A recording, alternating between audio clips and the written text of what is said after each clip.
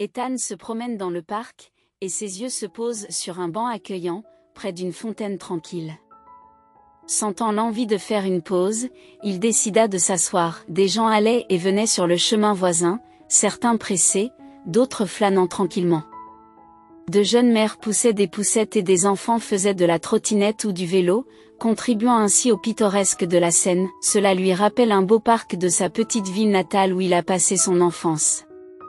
Pendant ces années, la mère d'Ethan travaillait beaucoup et sa grand-mère s'est occupée de lui jusqu'à sa 5e année. Ils se rendaient souvent au parc ensemble, s'amusant à nourrir les oiseaux et engageant des conversations sincères. Alors qu'Ethan se souvient de sa grand-mère, un mélange de tristesse et de gratitude s'étale sur son visage. Elle avait été la personne la plus proche et la plus chère pour lui.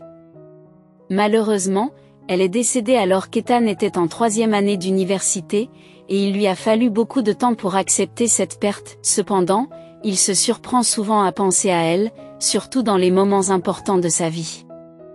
Avant même qu'Ethan n'entre à l'école, sa grand-mère avait remarqué ses aptitudes exceptionnelles pour les mathématiques. Elle pensait qu'il avait le potentiel pour devenir un ingénieur talentueux et accomplir de grandes choses à l'avenir. Ayant elle-même travaillé dans l'architecture, elle savait de quoi elle parlait. La mère d'Ethan, quant à elle, considérait que les éloges de sa mère étaient biaisés par l'amour, mais avec le temps, il est devenu évident qu'Ethan possédait vraiment des talents remarquables en mathématiques.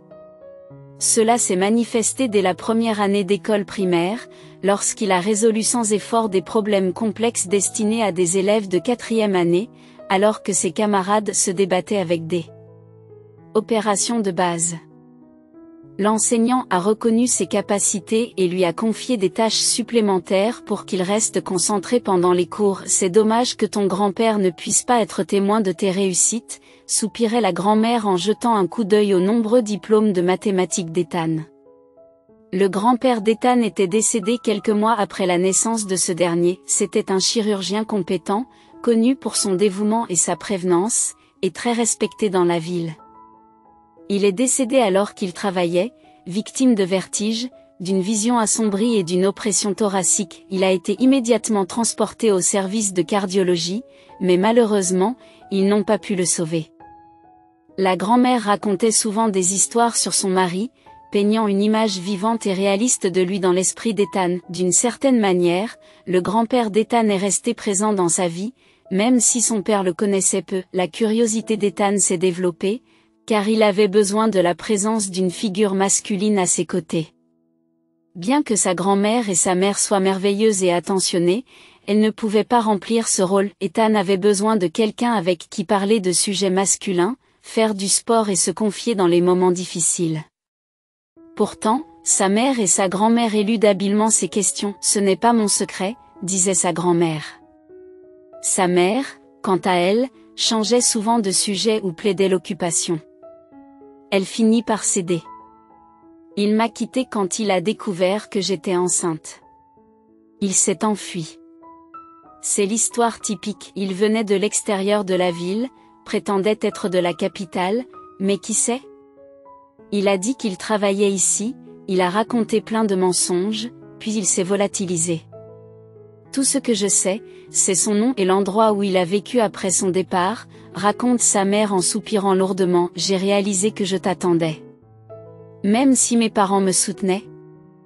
Je savais que je t'élèverais seule, avoue-t-elle. Après quelques mois, il est réapparu, mais en voyant mon ventre arrondi, il s'est enfui à nouveau. Il avait peur, je ne peux pas lui en vouloir, mais je suis reconnaissante de t'avoir. Voilà pour l'essentiel. Ce n'est pas une histoire agréable, alors s'il vous plaît, plus de questions, conclut-elle. Ethan, suffisamment mûr pour comprendre la difficulté de sa mère à raconter cette époque, comprit que sa frivolité passée avait compliqué les choses. Cette révélation a dissipé les illusions d'Ethan sur la figure héroïque de son père absent, un pilote, un marin lointain, un militaire. Ethan a vécu avec sa grand-mère jusqu'à l'âge de 11 ou 12 ans avant d'emménager avec sa mère. Celle-ci a loué un appartement à proximité de son lycée, mais Ethan continue de rendre visite à sa grand-mère bien-aimée tous les week-ends, nostalgique du confort familier de sa chambre d'enfant, de son chat et de l'ambiance de leur maison. Bientôt, Ethan s'éprend d'une jeune fille nommée Kim. Bien qu'ils soient dans des classes différentes, ils partagent l'éducation physique. Alors qu'Ethan n'excellait pas en sport, Kim se distinguait sans effort. Grande, mince et gracieuse comme une panthère, elle avait un nez droit, des sourcils foncés, des lèvres pulpeuses et joliment incurvées, et des yeux turquoise irréels. Kim savait qu'elle était belle et se comportait en conséquence, se mêlant souvent à la foule populaire. Il y avait un groupe de garçons qui possédaient un beau physique, des capacités athlétiques, de la confiance en soi et un grand sens de l'humour. Ethan, lui, n'entrait pas dans ce moule, mais il avait ses propres atouts. Il est rapidement devenu l'un des meilleurs mathématiciens de l'école. Il s'est avéré que sa grand-mère avait raison au sujet de son talent caché, qui s'est épanoui dans les murs de l'école spécialisée. Les enseignants le félicitaient, lui donnaient des conseils supplémentaires et lui confiaient des tâches plus difficiles. Un jour, pendant la récréation, Kim s'est approchée d'Ethan avec un sourire radieux. Elle se présente et mentionne qu'ils font de l'éducation physique ensemble. Ethan acquiesce faiblement, submergé par ses émotions et incapable de parler. Kim a expliqué avec hésitation que le mathématicien leur avait donné un devoir difficile, qu'elle n'arrivait pas à comprendre et que cela affecterait sa note finale. Elle s'inquiète de la colère de sa mère. Ethan a non seulement accepté d'aider Kim à faire ses devoirs, mais il était également déterminé à se surpasser. Il a accepté avec enthousiasme, espérant voir la joie dans les yeux turquoises de Kim. « Merci », s'exclame Kim. « S'exclame Kim, tu es vraiment cool. » À partir de ce moment-là, Ethan a attiré l'attention de Kim. Elle le salue toujours et ils échangent parfois un regard pendant le cours d'éducation physique au lycée. Kim a commencé à sortir avec Paul, le capitaine de l'équipe de football locale. Cette année-là, l'école semblait être remplie de couples, peut-être en raison de leur âge. Ethan ne pouvait s'empêcher de ressentir une pointe de jalousie chaque fois qu'il les voyait ensemble. Il se rendit compte que ses sentiments pour Kim ne s'étaient pas estompés et qu'il ne s'intéressait pas à d'autres filles, malgré la sympathie de certains de ses camarades de classe à son égard. S'il avait fait preuve de la moindre initiative, ils auraient volontiers accepté de sortir avec lui. Mais toutes ses pensées tournaient autour de l'inaccessible Kim. Ethan s'est senti soulagé lorsque la rumeur s'est répandue que Paul avait quitté Kim pour une fille plus âgée. En représailles, Kim a rapidement commencé à sortir avec un homme qui était également plus âgé qu'elle. Il venait la chercher dans sa propre voiture après l'école, en affichant sa beauté et son style. Chaque jour, Kim entrait dans l'habitacle de la belle voiture qui l'attendait sur le parking de l'école, les yeux brillants de bonheur. Les filles racontaient que le nouveau petit ami de Kim était le fils de parents riches, et elles l'enviaient secrètement. Au fond d'elle-même, elle pensait que Kim avait de la chance d'avoir quelqu'un d'aussi amoureux d'elle, et elle croyait qu'il finirait par se marier une fois qu'elle aurait 18 ans. Kim a reçu un billet le jour de son 18e anniversaire. Quel désir, c'est avoir une vie heureuse. Elle ne ressent pas le besoin d'étudier parce qu'elle pense qu'à son âge, elle aura tout l'argent qu'elle veut. Comme la plupart des filles, elle a toujours rêvé de rencontrer un prince, un homme qui lui offrirait des cadeaux coûteux et comblerait tous ses désirs, comme dans les films. À leur insu, ils n'ont pas réalisé que les choses gratuites sont souvent accompagnées de pièges cachés. Ethan, quant à lui, se sentait comme un pauvre par rapport au nouvel admirateur de Kim. Il possédait une voiture et ses parents étaient riches, tandis qu'Ethan se considérait comme un homme ordinaire. Pendant ce temps, la vie continue. Ethan a obtenu son diplôme de fin d'études secondaires et est entré à l'université.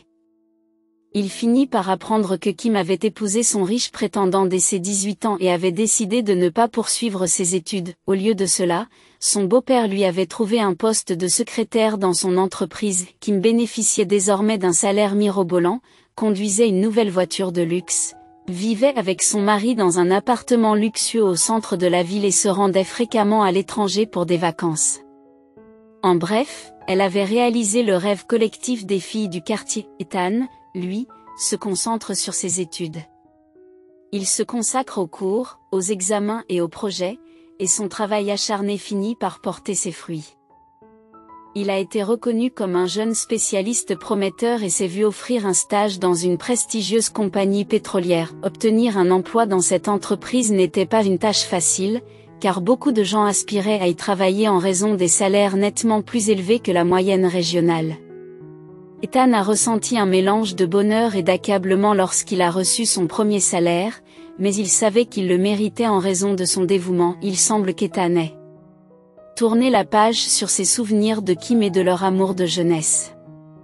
Les tourments et les inquiétudes concernant l'impossibilité de leur relation avaient disparu. Ethan avait même commencé à sortir avec une fille nommée Nina, avec qui sa relation était rapidement devenue sérieuse. Nina, qui avait 1 an de moins que lui et étudiait dans la même université, était douce, gentille et ouverte d'esprit. Elle était très intelligente et se passionnait pour l'architecture moderne. Ethan sentait que Nina l'aimait vraiment. C'était un sentiment agréablement surprenant de savoir que quelqu'un avait une affection aussi sincère pour lui. Cependant, Ethan ne ressentait pas pour Nina les mêmes émotions intenses qu'il avait éprouvées pour Kim à l'école.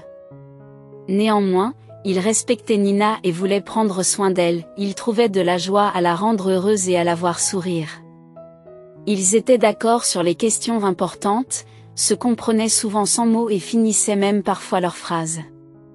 Pour Ethan, il s'agissait d'une relation harmonieuse. Il estimait que cela lui suffisait amplement et comprenait que les sentiments qu'il éprouvait pour Kim à l'école n'étaient qu'un engouement d'adolescent. Les passions varient d'un adulte à l'autre, car ils vivent le monde à leur manière, ce qui est tout à fait normal. L'essentiel est qu'ils se sentent heureux et en paix avec Nina. Le couple ne s'est pas précipité dans le mariage, c'était une décision mutuelle. Ils étaient déjà heureux ensemble. Au départ, ils souhaitaient tous deux faire carrière et devenir autonomes avant de fonder une famille.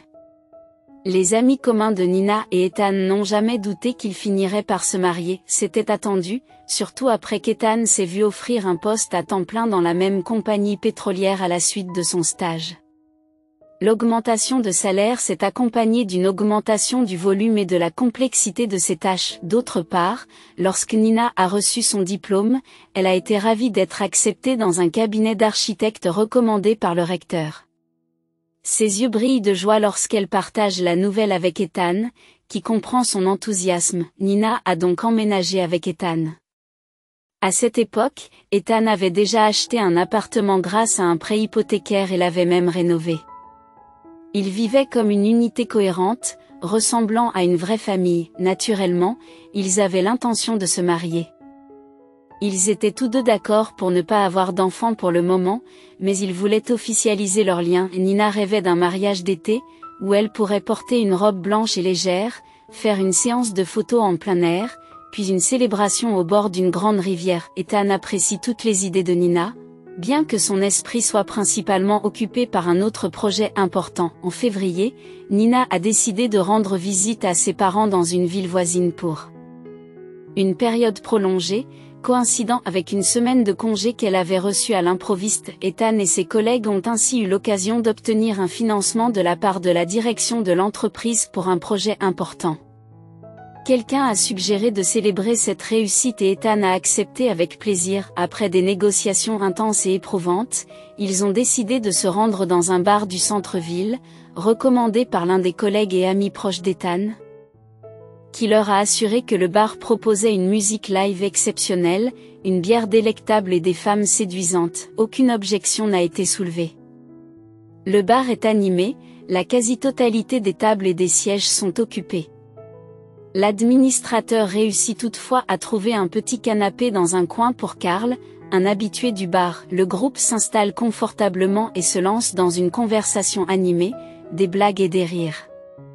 Ils savourent le sentiment de victoire et planifient l'utilisation des fonds durement gagnés, envisageant un avenir plein de rêves. Leur concept novateur est susceptible de générer des bénéfices substantiels. Soudain, Ethan n'arrive pas à croire ce qu'il voit.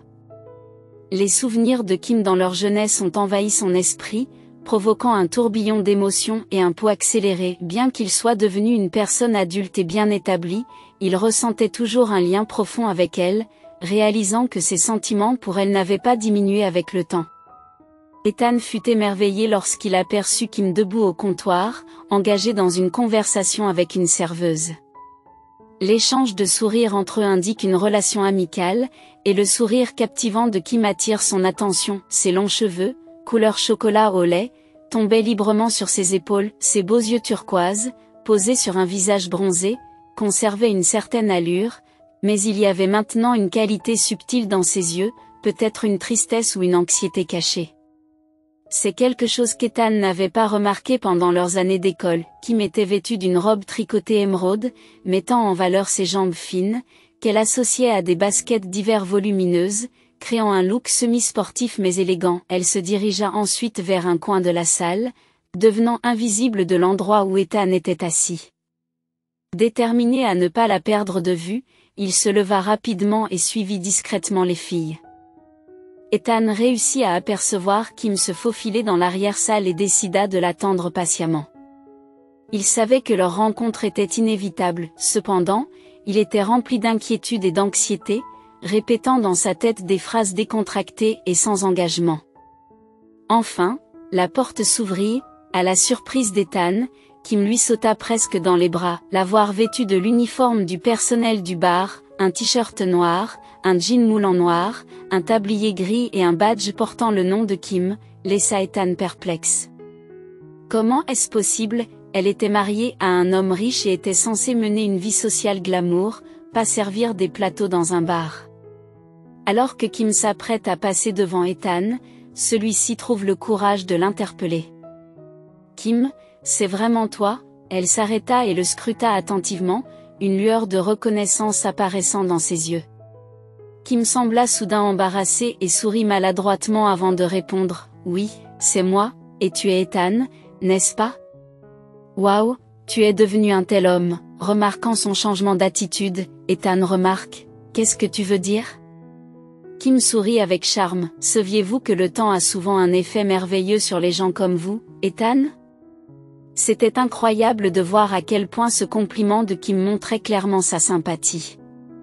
En un instant, Ethan retrouva son assurance et sa force. Curieusement, il demanda à Kim si elle travaillait au même endroit.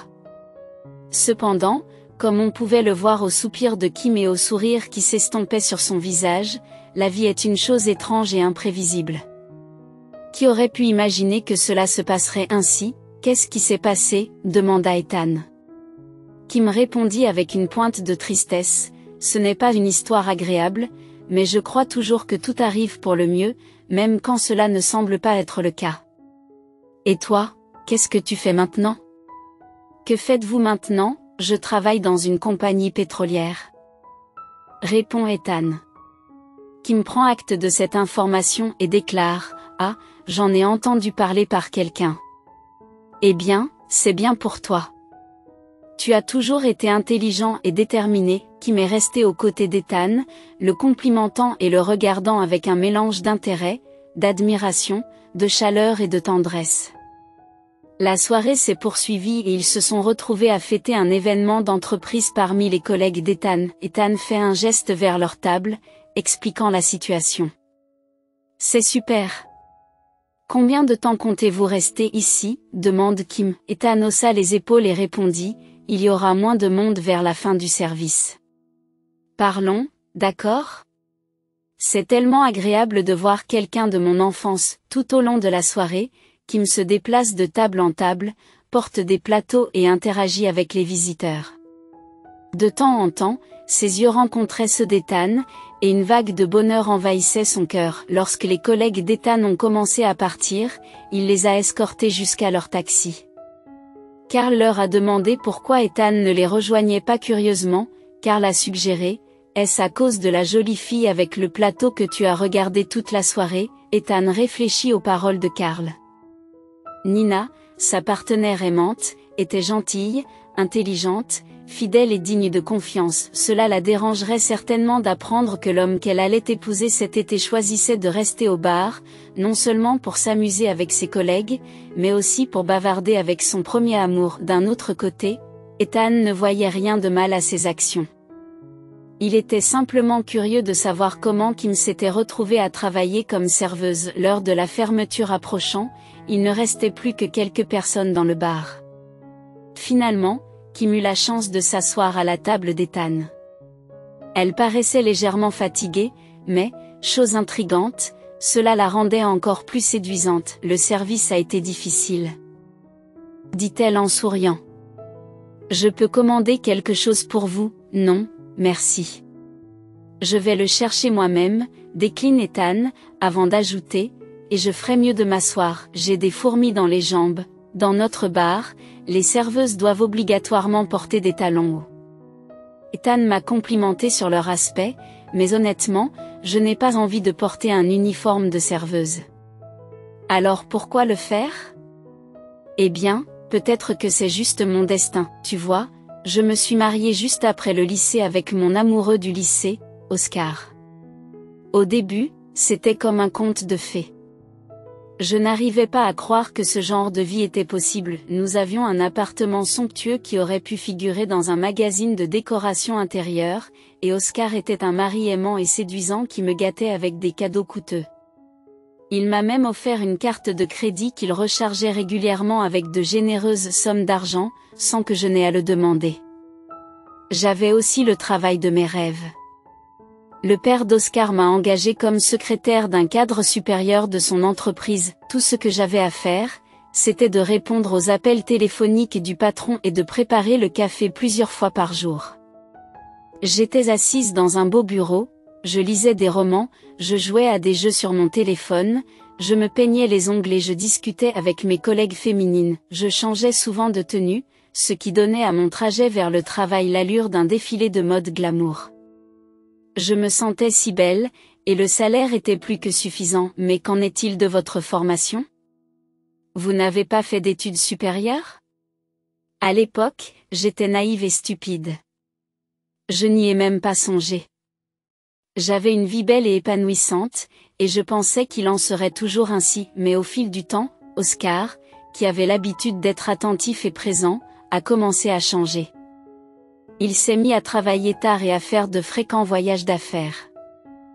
Il revenait bronzé, et j'étais trop absorbée par ma propre vie, faite de nouvelles connaissances, de travail et de shopping, pour en remarquer les signes.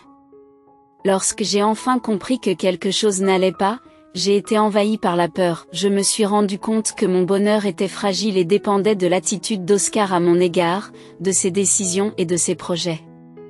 Oscar s'éloignait de moi et cela m'a fait paniquer. J'ai tout essayé pour arranger notre relation, en portant de la lingerie de luxe, en cuisinant des repas exquis et en lui offrant des cadeaux peu conventionnels. J'ai même évoqué l'idée d'avoir un enfant, alors que nous avions initialement décidé de ne pas le faire. Cependant, aucun de mes efforts n'a touché Oscar. Il est resté indifférent à mes tentatives de rétablir notre relation, sauf lorsque j'ai parlé d'avoir un bébé, ce qui l'a un peu énervé. Il prétendait que nous n'étions pas encore prêts. Un jour, alors qu'il était dans la salle de bain, j'ai réussi à accéder brièvement à son téléphone portable. Normalement, Oscar ne laisse jamais son téléphone sans surveillance, mais cette fois-ci, il l'a fait. J'ai commencé à le parcourir, je suis tombée sur une découverte choquante en utilisant la table, découvrant la correspondance secrète de mon mari avec une femme nommée Christina. Il est devenu évident que Christina était la maîtresse d'Oscar, car leur message était explicite et comprenait des photos intimes d'elle dans diverses tenues. Il y avait même une vidéo montrant Oscar quittant la salle de bain. J'ai demandé une explication, anticipant la tentative d'Oscar de défendre ses actions. Mais il s'est contenté de hausser les épaules et de rejeter l'affaire comme si elle n'avait aucune importance. C'est alors que j'ai compris que, pour Oscar, avoir une maîtresse était une chose normale, influencée par le comportement similaire de son père et des amis de ce dernier. Selon Oscar, les hommes gagnent de l'argent et font ce qu'ils veulent, tandis que les femmes tolèrent tout et servent leur mari, chacun jouant son rôle prédéfini. Dans un premier temps, j'ai envisagé d'accepter cela pour avoir un mode de vie confortable, mais ma perception a changé lorsque je me suis sentie menacée par Christina. J'ai approché mon mari, lui exprimant délicatement mes inquiétudes tout en évitant les insultes, soulignant que son comportement était inacceptable. Malheureusement, cette approche s'est avérée inefficace. Un jour, un scandale a éclaté, Oscar discutant ouvertement de nos origines et de ce que j'avais gagné dans notre relation. Il a souligné que tout avait un prix, ce qui m'a fait perdre toute valeur. Non, je ne craignais plus de perdre Oscar, mais il me répugnait. Il affichait une arrogance de pan orgueilleux, se vantant de la richesse de sa famille. La seule chose à laquelle je refusais de renoncer était ma nouvelle vie, celle à laquelle je m'étais habituée. À contre-séure, j'ai décidé de continuer à vivre avec Oscar, en faisant semblant d'être l'épouse parfaite et en faisant preuve d'une affection irréelle lorsque cela s'avérait nécessaire. En échange, je recevais des sommes d'argent illimitées. Mais ce fut ma deuxième erreur, j'ai bêtement gaspillé tout cet argent dans des plaisirs temporaires, tels que des divertissements extravagants, des vêtements à la mode, des sorties avec des amis dans des clubs exclusifs, des vacances au bord de la mer, des parfums luxueux et d'autres luxes du même genre. Ces distractions m'apportaient un sentiment de bonheur éphémère, puis vint le jour où Oscar m'informa avec désinvolture que nous divorcions, traitant l'affaire comme s'il s'agissait d'un problème insignifiant. J'ai eu l'impression que le sol s'était dérobé sous mes pieds. J'ai compris que je devrais retourner chez mes parents, car tous les biens acquis en commun étaient enregistrés au nom du père d'Oscar. Après le divorce, j'ai réalisé que je ne recevrais rien, ce qui était d'autant plus grave que je n'avais ni profession ni économie, a déclaré Kim en soupirant, et de poursuivre, je m'excuse d'être aussi direct, mais je ne peux plus tout garder à l'intérieur.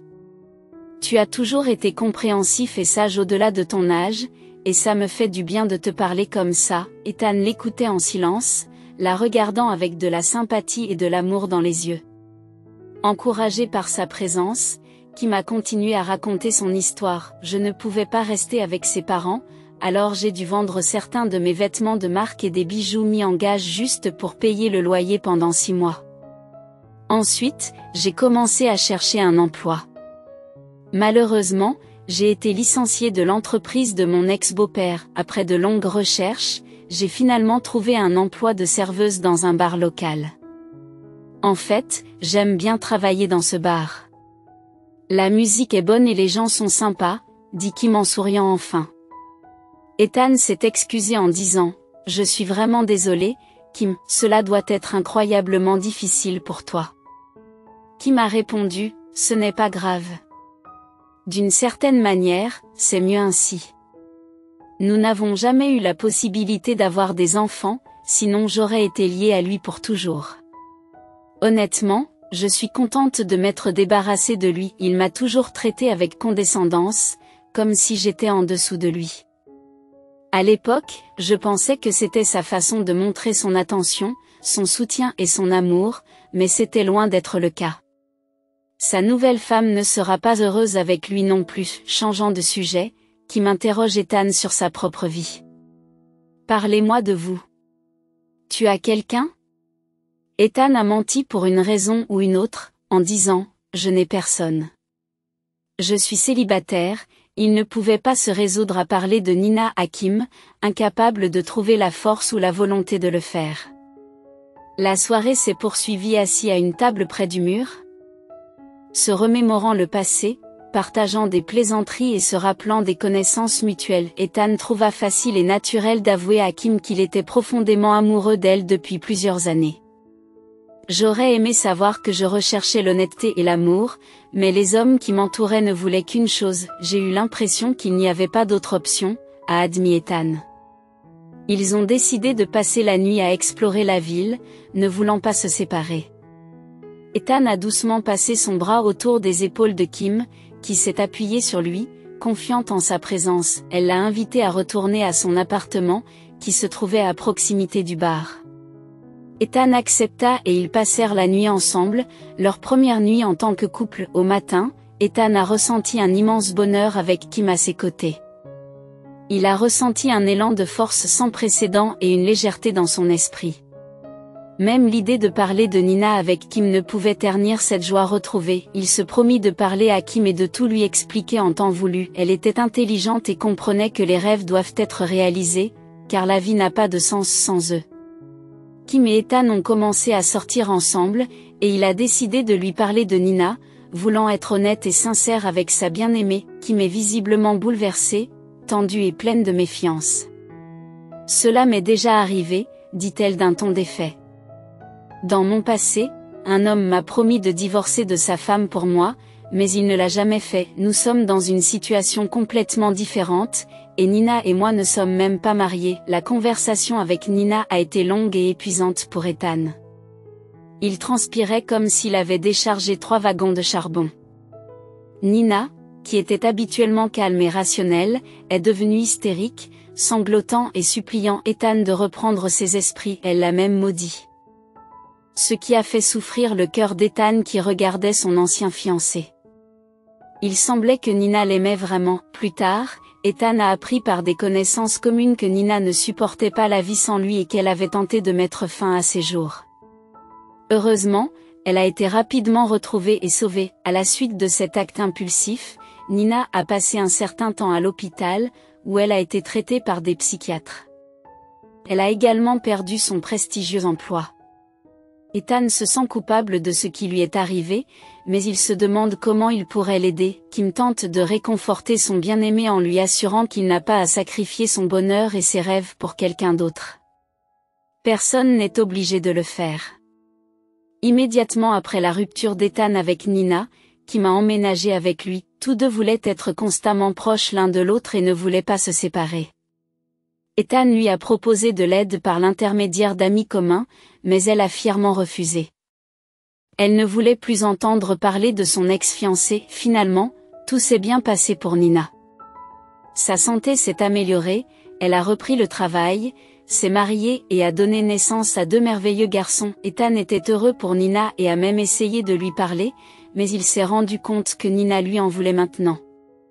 Malgré les années qui ont passé et les événements positifs dans sa vie, Ethan et Kim se sont également mariés. La passion initiale s'est un peu calmée et la vie a pris un cours plus calme. Ethan est ravi de sa vie et pense qu'elle ne peut que s'améliorer. Kim a décidé de quitter son travail. Il ne se sent pas le droit de la conseiller, mais il soutient pleinement son choix s'il la rend heureuse. Ethan pensait pouvoir subvenir aux besoins de leur petite famille après que Kim soit devenue femme au foyer. À la maison, tout est devenu plus confortable d'un seul coup. Chaque fois qu'Ethan rentrait du travail, les pièces étaient toujours bien rangées et embaumaient l'odeur de plats délicieux. Cependant, un événement inattendu s'est produit. L'entreprise dans laquelle Ethan travaillait depuis de nombreuses années a fait faillite en raison d'une concurrence féroce. Cet événement soudain a mis Ethan au chômage. Bien qu'il ait reçu des offres d'emploi d'autres entreprises, les salaires proposés ne représentaient qu'un tiers de ce qu'il gagnait auparavant. La famille a donc dû réduire considérablement ses dépenses. Kim, qui était habituée à un style de vie luxueux avec des clubs de fitness, des spas, du shopping et des traitements cosmétiques, a dû tout abandonner. Elle avait toujours porté des vêtements de marque, dîner au restaurant avec des amis et profiter de plusieurs voyages à la mer chaque année. Malheureusement, tout cela s'est arrêté brutalement. Ethan s'inquiète de leur situation, mais celle-ci affecte profondément Kim. La dégradation de leur qualité de vie est une tragédie. Pour ne rien arranger, elle semble s'inscrire dans la durée. Ethan n'avait aucune perspective en ville, ce qui a conduit Kim à l'encourager à créer sa propre entreprise. Cependant, Ethan rejette l'idée, estimant qu'il ne possède pas les caractéristiques nécessaires à l'entrepreneuriat. Il se voyait davantage comme un artiste que comme un chef d'entreprise. La réponse décevante de Kim l'a comparé défavorablement à Oscar, mais Ethan n'a jamais évoqué le fait que l'ex-mari de Kim l'avait quitté. Depuis cette conversation, Kim refuse de cuisiner, de faire le ménage ou de s'occuper des tâches ménagères, bien qu'elle n'ait pas d'emploi. Le soir, elle déclare à Ethan, « Je ne suis pas une bonne gratuite ». Ethan soupire et se rend à la cuisine pour préparer ses propres repas, comme des pâtes, des saucisses ou des œufs au plat. Il pardonne à Kim ses reproches injustes et ses sautes d'humeur, comprenant qu'elle traverse une période difficile. Sa principale préoccupation était de préserver leur relation et d'éviter les conflits inutiles. Finalement, Kim révèle à Ethan qu'elle est enceinte. Il est ravi à l'idée de devenir père, mais Kim ne partage pas le même enthousiasme. En fait, elle a même envisagé de mettre fin à cette grossesse inattendue. Heureusement, Ethan a réussi à la convaincre du contraire. Cependant, la grossesse a été difficile pour Kim, qui a ressenti des malaises, des douleurs au dos et à l'estomac, et des sautes d'humeur constantes. Elle reprochait à Ethan de ne pas pouvoir subvenir suffisamment à ses besoins et à ceux du bébé, et malgré son sentiment de culpabilité, Ethan savait qu'il ne pourrait pas gagner autant qu'avant, quels que soient ses efforts. Son salaire actuel était déjà considéré comme bon selon les normes de la ville, mais Kim voulait plus. Ethan gardait l'espoir qu'après la naissance de leur enfant, les choses s'amélioreraient. Les changements hormonaux fréquents sont connus pour avoir un impact sur les femmes enceintes, et se résorbent généralement avec le temps. Cependant, dans la situation de Kim et Ethan, la normalité leur a échappé. Au retour du travail d'Ethan, un spectacle déconcertant l'attendait. Leur fille pleurait dans le berceau tandis que Kim, muni d'écouteurs, restait absorbé par les médias sociaux. Ethan a délicatement abordé le sujet de l'éducation des enfants, soulignant le besoin d'attention, de chaleur et de soins de leur bébé, en essayant de ne pas l'offenser. En réponse, Kim, les yeux froncés, a rétorqué avec colère, « La gâter ? Devrions-nous la bercer à chaque fois qu'elle pleure, la chouchouter sans cesse et nous négliger nous-mêmes ?» Ethan a précisé que ce n'était pas son intention, mais il a été accueilli par un barrage d'accusations de la part de Kim, ce qui a diminué son importance. Kim a fait valoir son besoin de repos. Après avoir enduré les 9 mois angoissants de la grossesse et les soins 24 heures sur 24 et 7 jours sur 7 de leur nouveau-né, sans aucun répit, lorsqu'Ethan a proposé des alternatives comme une semaine à la mer ou l'embauche d'une nounou, Kim s'y est opposée avec véhémence, insistant sur son autonomie. Sa voix dégoulinait de haine et de mépris, laissant Ethan sans voix et avec un sentiment d'échec. Il se souvient d'une Kim plus gentille, à une époque où les finances étaient plus stables, et s'accuse de la dégradation de leur relation et de son incapacité à subvenir à leurs besoins. Malgré les efforts d'Ethan pour partager les responsabilités domestiques et l'embauche d'une nounou, Kim est restée insatisfaite. La première nounou a souligné les lacunes de Kim, ce qui a conduit à leur séparation. La nounou suivante, moins bavarde, a accordé à Kim une certaine liberté, lui permettant de rencontrer des amis et de s'occuper d'elle-même, bien qu'elle soit limitée par rapport à la vie qu'elle menait avant la maternité. Ethan a assuré le soutien financier de ses loisirs, comprenant le besoin de se détendre de temps en temps. Pourtant, le comportement de Kim a continué à peser sur leur relation. Au fil du temps, la femme s'est éloignée de plus en plus d'Alec et d'Ethan, menant sa propre vie.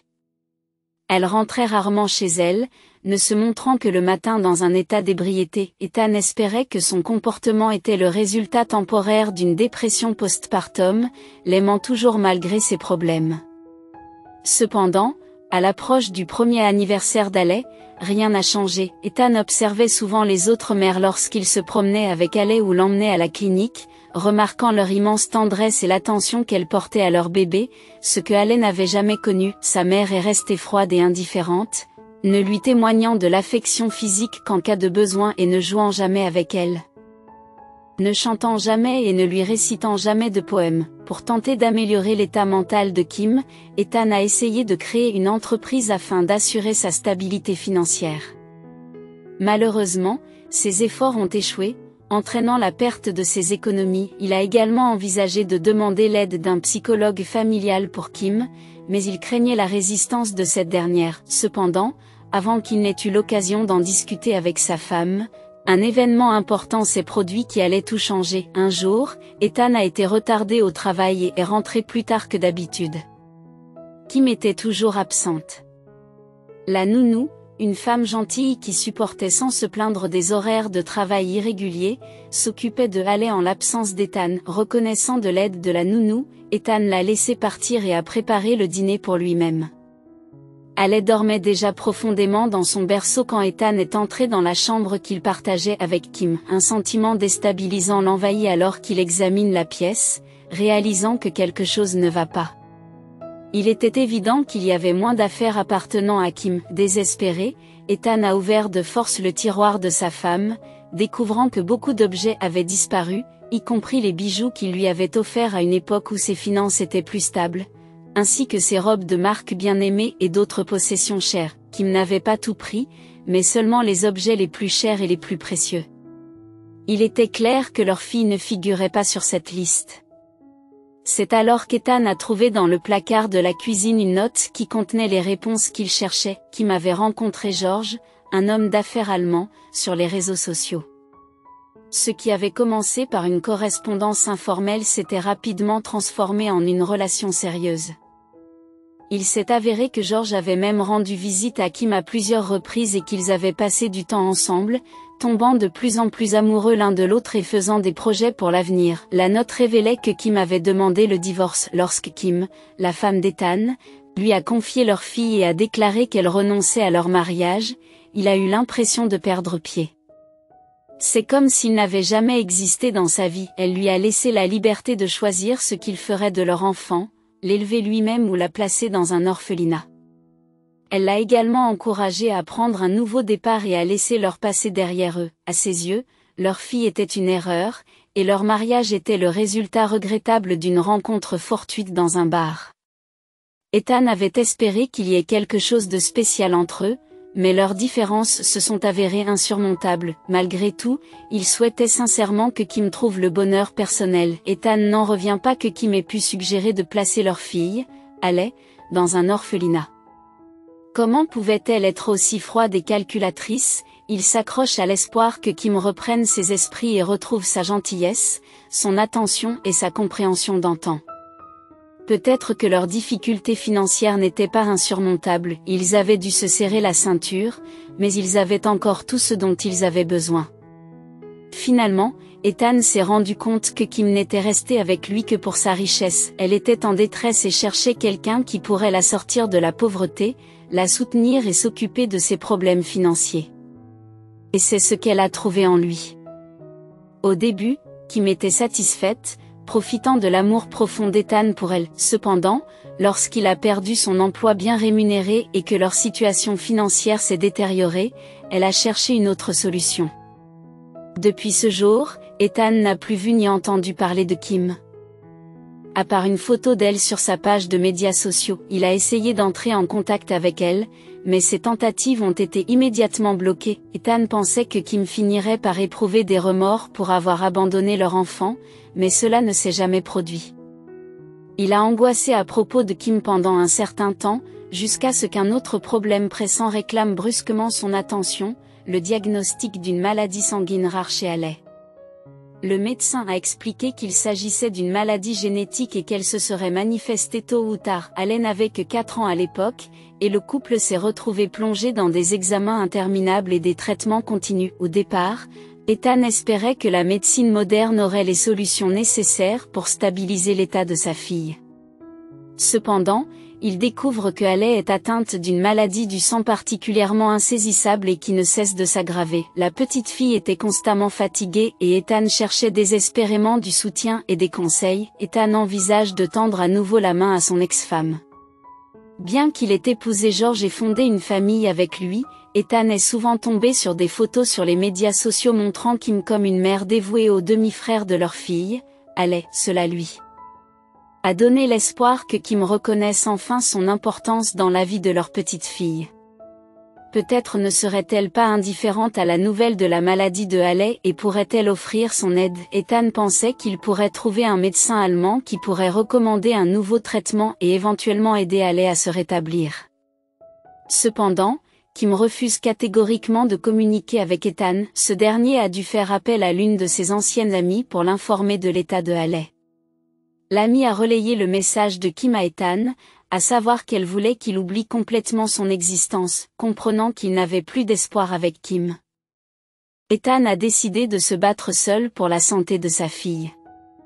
Personne ne compte plus pour lui que Haley, et il ne peut pas la laisser tomber. En grandissant, Haley a fait preuve d'une grande gentillesse et d'un tempérament joyeux.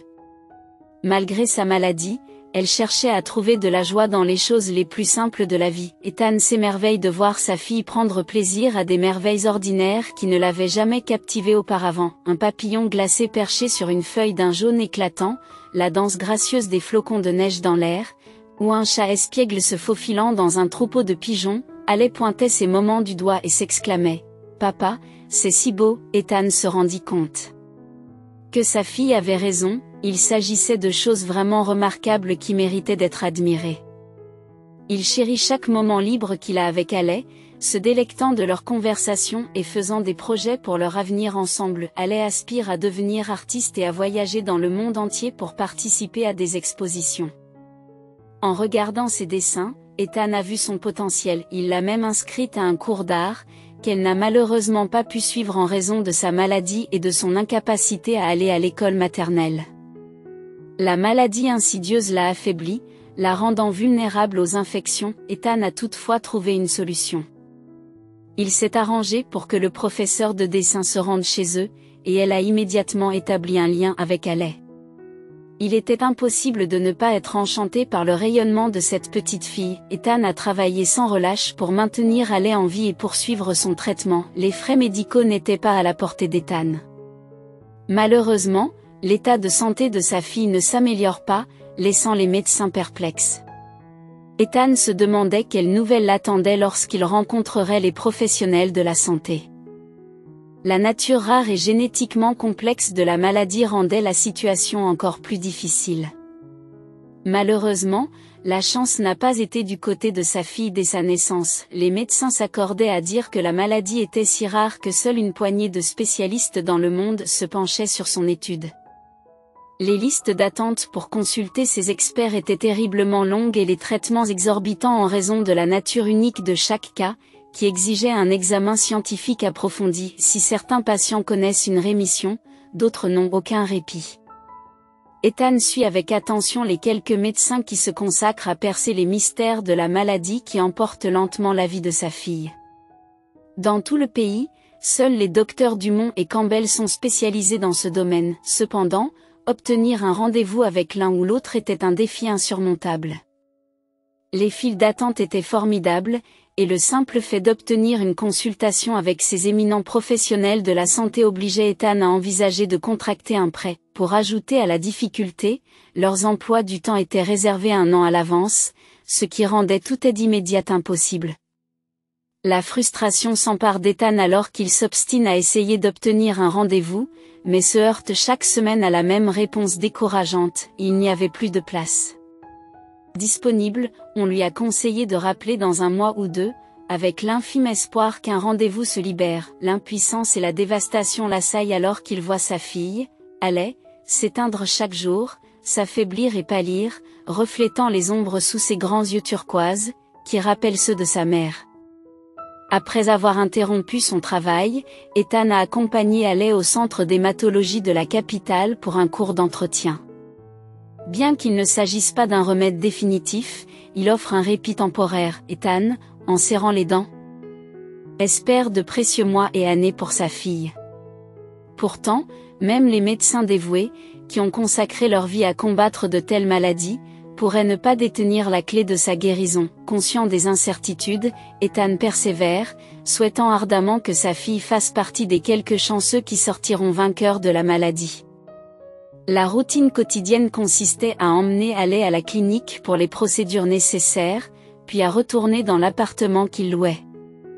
Ethan espérait qu'après le traitement, Haley verrait son état s'améliorer. Ce cycle de maladies, d'hospitalisation, de médicaments, d'injections, de perfusions, de transfusions sanguines et de procédures médicales complexes est devenu une partie familière, bien que douloureuse, de la vie d'Haley.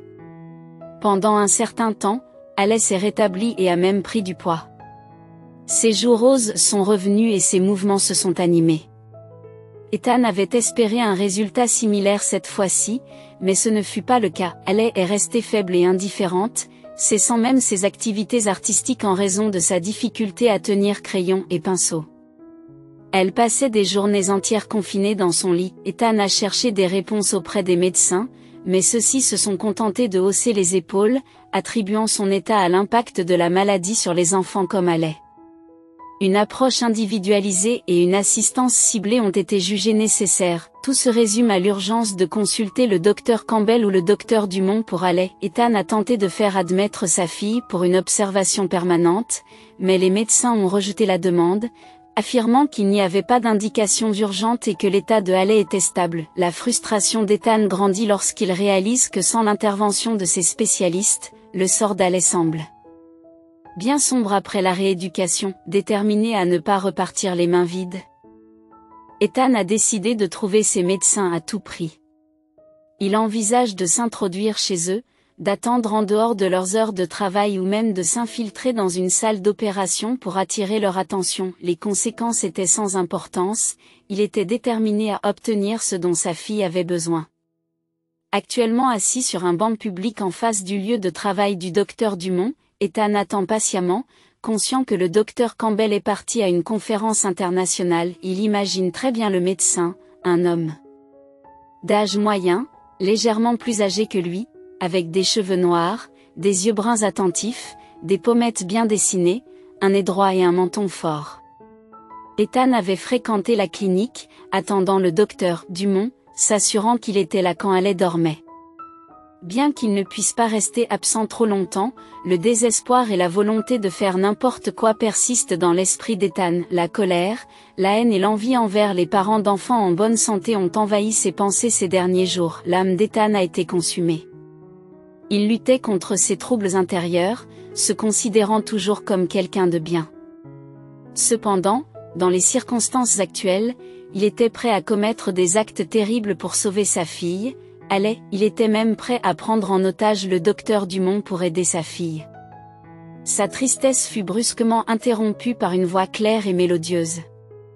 Ethan fut surpris de trouver un jeune garçon assis à côté de lui sur le banc. L'enfant, âgé d'environ 7 ans, avait des yeux bleus captivants, un nez en bouton parsemé de taches de rousseur et une expression curieuse. Ses cheveux blonds, hirsutes et mal entretenus, avaient quelque chose d'attachant. Le garçon semblait venir d'une famille bienveillante mais en proie à des difficultés financières. Ses vêtements étaient démodés, probablement hérités d'un autre enfant, et ses baskets étaient poussiéreuses et usées. Cependant, sa chemise était propre et bien repassée. « Pourquoi es-tu triste ?» demande à nouveau le garçon. Ethan répondit, « Oh, ce n'est rien. Je suis juste perdu dans mes pensées. » « Non. » insiste le garçon. « Je vois bien, mais ne t'inquiète pas. Tout va s'arranger. Parfois, les choses commencent mal, mais elles finissent par s'améliorer. » Ethan ne peut s'empêcher de sourire. En regardant dans ses yeux bleus clairs, il y voyait une innocence et une luminosité qui dégageaient une énergie unique. « Pourquoi vous promenez-vous ici tout seul ?» demanda Ethan, inquiet qu'un si jeune enfant ne soit pas accompagné. « Où sont tes parents ?» Ethan jeta un coup d'œil autour de lui, inquiet pour la sécurité de l'enfant. « Je suis seul, » explique le garçon. « Aujourd'hui, ma grand-mère est malade, alors je suis venu ici pour voir mon ami. Nous nous attendons l'un l'autre tous les jours. Nous nous aidons mutuellement. » Ethan sourit et dit, « On dirait que ton ami et toi avez un vrai lien.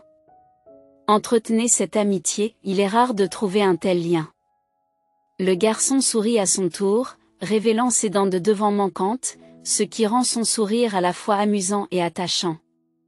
C'était un enfant extraordinaire, qui parlait avec assurance et naturel. Ethan s'enquit de la suite. « Donc, ta grand-mère est malade, et tes parents sont probablement au travail. C'est pour cela que tu es seul ici ? Ta grand-mère sait-elle où tu es ? Où es-tu parti sans le lui dire ?» Le garçon le rassure en disant, « Elle le sait. Ne t'inquiète pas, je suis un grand garçon. Je suis un grand garçon.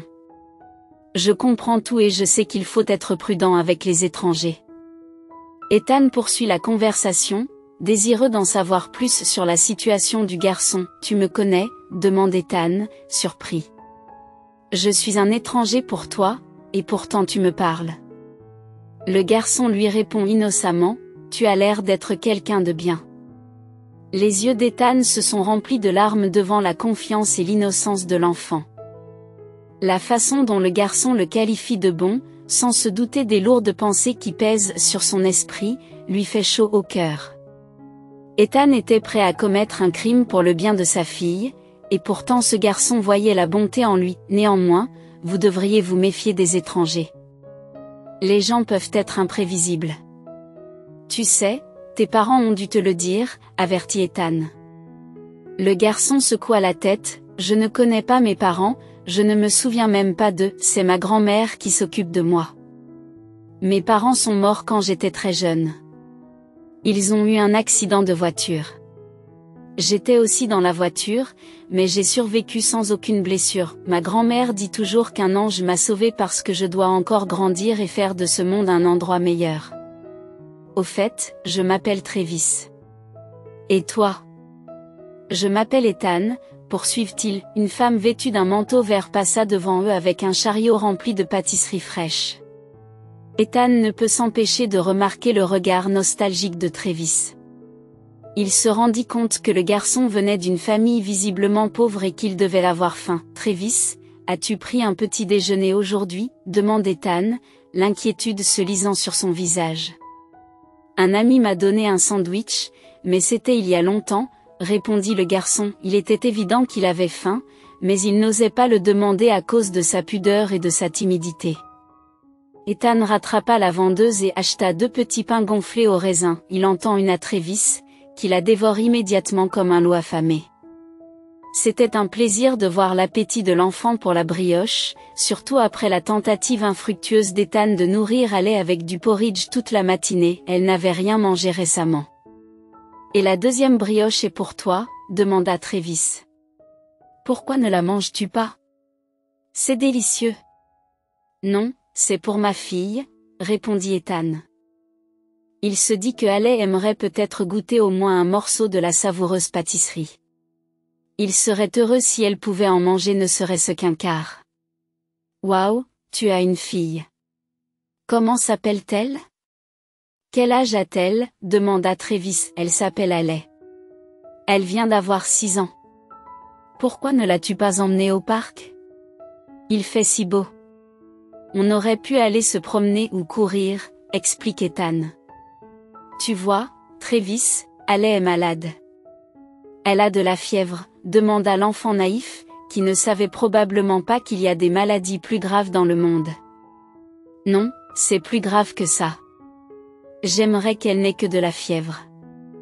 Malheureusement, c'est quelque chose, une relation sanguine, quelque chose en rapport avec le sang ou de nature hématologique. Ethan regarda l'enfant avec étonnement.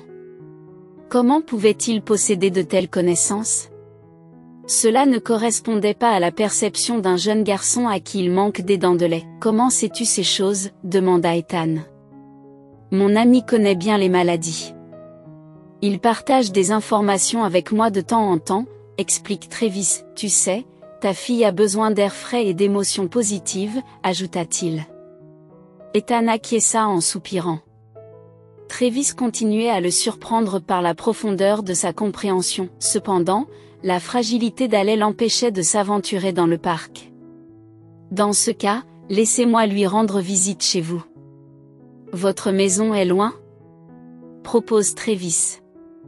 Quand je serai grand, je veux devenir médecin. Je sais déjà comment réconforter ma grand-mère en posant ma main sur son front. Ethan s'inquiète du fait que Alec rende visite à des inconnus, mais Travis lui assure qu'il a un don pour juger les gens et qu'il peut facilement identifier les personnes mal intentionnées à distance. Ethan réfléchit un instant. D'un côté, cet incroyable garçon avait raison, Alec avait effectivement besoin d'émotions positives. Ethan s'était forcé de trouver des moyens d'apporter de la joie à sa fille, qui ne s'intéressait ni aux jouets, ni aux dessins animés, ni aux friandises en raison de son état. De plus, elle manquait d'interaction avec les autres enfants. L'offre alléchante de Travis semblait apporter une solution. Ethan a reconnu les risques possibles mais a décidé d'aller de l'avant pour le bien de Alec. Travis rayonnait, était ouvert et sensible. Si ce petit garçon pouvait apporter ne serait-ce qu'une fraction de bonheur à Alec, Ethan pensait que le risque en valait la peine. Lorsqu'Ethan et Travis sont entrés dans l'appartement, Alec ne dormait plus. Elle était allongée sur le lit, fixant le plafond d'un regard vide. Sa curiosité fut piquée lorsqu'elle aperçut le garçon inconnu que son père avait amené avec lui. En se soulevant sur les coudes, elle demanda « Qui est-ce » Travis se présente et dit « C'est moi, Travis. Ton père et moi sommes devenus amis. Je suis venue te rendre visite. » Je m'appelle Alec, répondit-elle en montrant de l'intérêt. Ethan est heureux d'entendre sa voix. Auparavant, sa fille s'était montrée indifférente à tout, mais maintenant, elle s'engageait avec enthousiasme dans la conversation. « Papa, peux-tu sortir mon dossier avec les dessins? Je veux les montrer à Travis, demanda Haley. Travis a grimpé sur la couverture à côté de Haley, et elle a commencé à montrer ses œuvres d'art. Il a regardé les dessins avec un réel intérêt, et Haley a raconté l'histoire de chacun d'entre eux.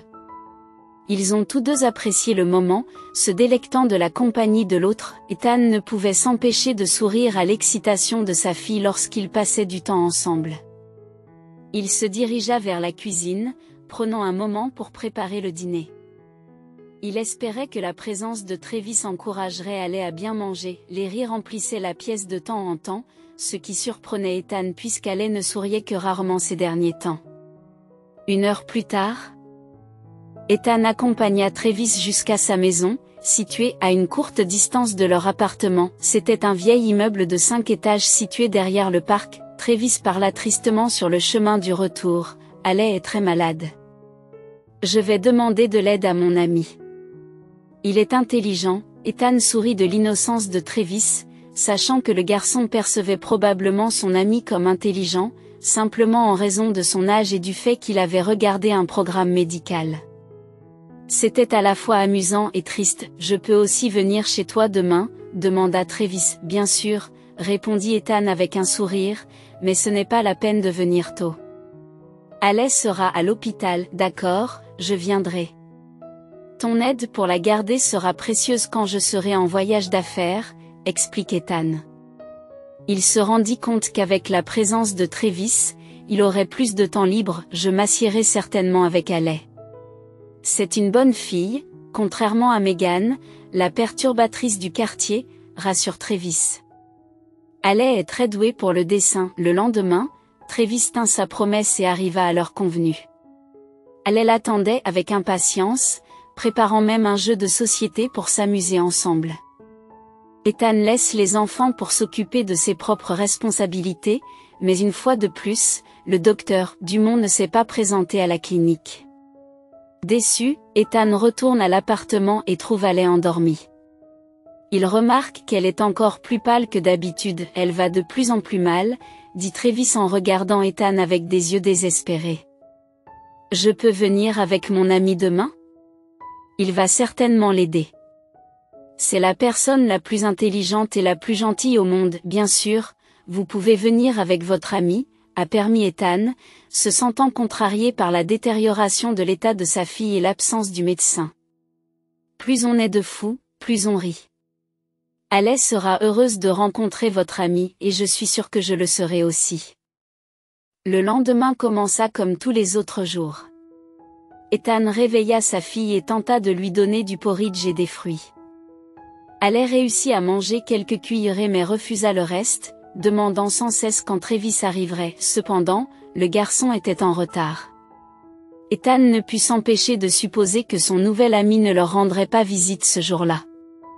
Peut-être que sa grand-mère l'avait occupé, le plan de Travis avait été déjoué, ou peut-être s'était-il laissé emporter à jouer avec quelqu'un et avait-il oublié. Travis était très sociable et avait une multitude d'amis partout. Cependant, la sonnette tant attendue retentit enfin. Ethan se demanda si Travis était arrivé seul ou avec un ami, comme il l'avait prévu. Avec curiosité, Ethan ouvrit la porte et découvrit un garçon au sourire sage accompagné d'un homme adulte et agité. Ce n'était pas n'importe quel homme, c'était le docteur Dumont. Ethan lutta pour contenir ses émotions, submergé par la vague d'excitation. Comment cela était-il possible? Bonjour, dit Ethan. Travis, je te présente mon ami le docteur Dumont. Rappelez-vous, vous n'aviez pas le droit de l'emmener avec vous, il est ici pour aider Haley. 2 années se sont écoulées depuis ce jour extraordinaire.